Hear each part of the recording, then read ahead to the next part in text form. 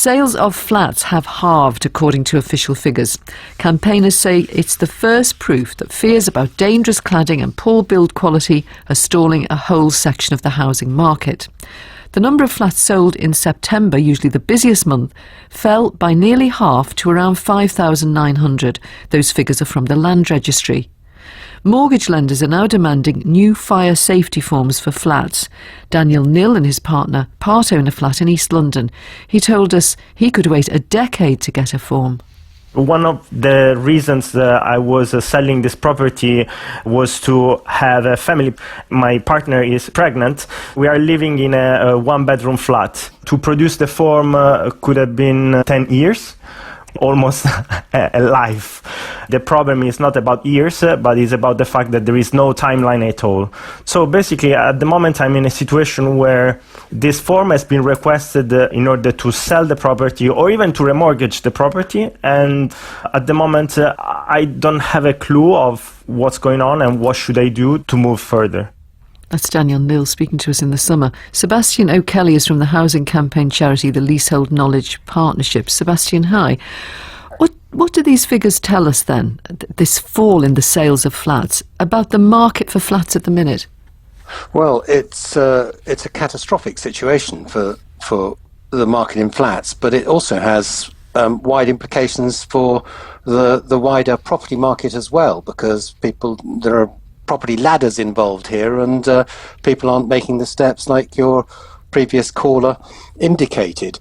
I also have to say that these are the figures year on year from September 2020 to September 2019, but I think the position would be considerably worse now, 3 months on, with the cladding sort of scandal escalating and very concerning issues about who's going to pay to remediate these sites. Well, there are reports this morning in the Daily Mail that the Chancellor Rishi Sunak is planning a levy on house builders to cover the cost of putting it all right. You talk to politicians a lot about all this and have been for ages now. Have you heard any hint of that? No, it came as a surprise, but it's very welcome. It's what the Leasehold Knowledge Partnership was arguing for, a levy on house builders, cladding manufacturers and freeholders.